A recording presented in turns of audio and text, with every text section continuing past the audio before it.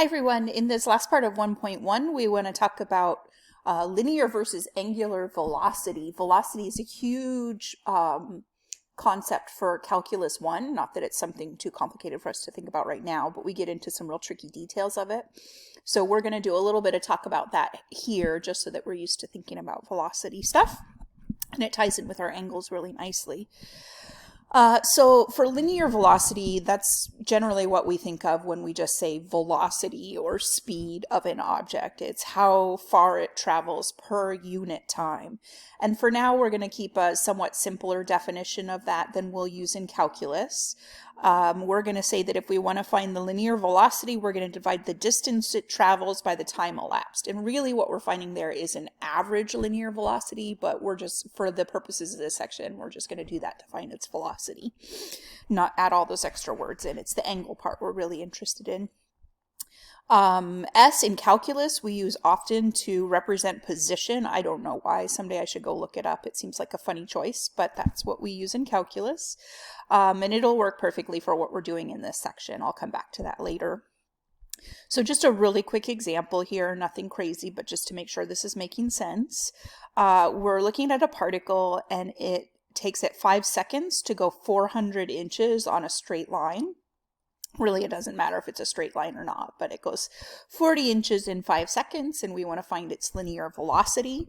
So we'll say, okay, if we go 40 inches and we divide that by 5 seconds, and you can probably see there, what we're really getting is an average. We don't know if it was speeding up or slowing down, but on average, it went 8 inches per second.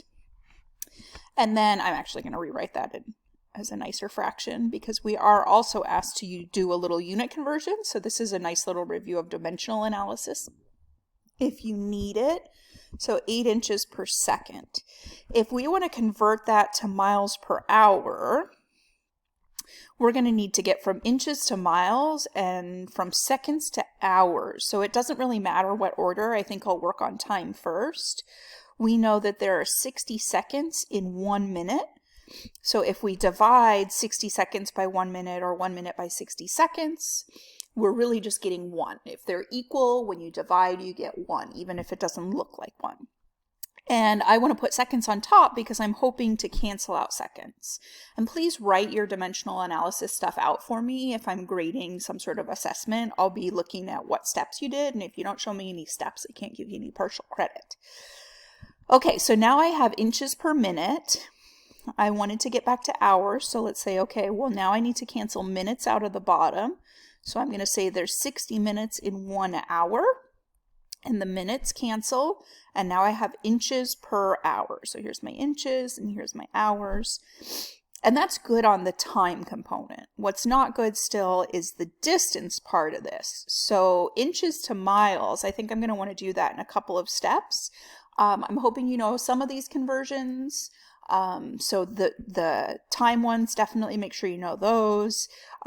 We know that there are 12 inches in 1 foot, and we know that there are 5,280 feet in 1 mile. If you don't know that last one, it's probably worth memorizing. If you were ever taking a test and you needed that, you can just ask me if you space out on something like that. I don't want you to miss the trig part of this over forgetting a unit conversion, but I do think it's probably worth trying to memorize as well.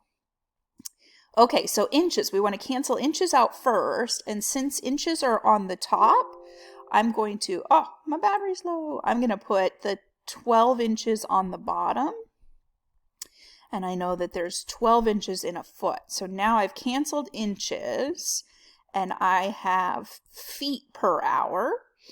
I can then say, okay, but I know there's 5,280 feet in 1 mile, and that'll cancel out the feet, and now finally I have my miles per hour. And here's going to be the real test of your teacher.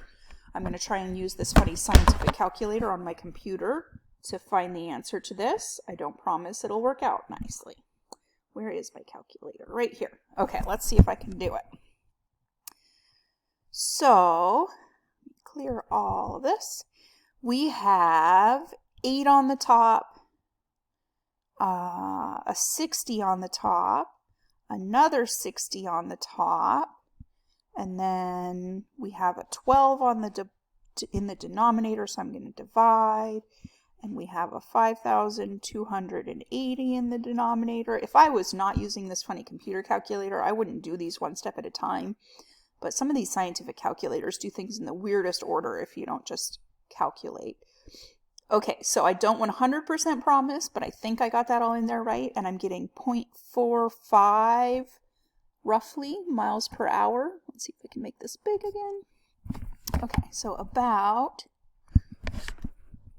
0.45 miles per hour. Okay, so again, sorry if I messed up any calculator stuff, but hopefully the process for that one makes sense, and that's what I'm really worried about. And that is why you should always show me your work. Super easy to mess up that last step. If you haven't showed me anything in terms of work, then that's 100% wrong because I can't tell what was right. But if you show me all those steps, you could have everything but that little calculator part correct. And that's the stuff I'm most worried about. I'm not as worried about the correct answer, although of course we want that. But what I'm really looking for is your thought process and your critical thinking and how you're approaching these problems. So make sure you're always trying to show me that. Okay, thanks for watching.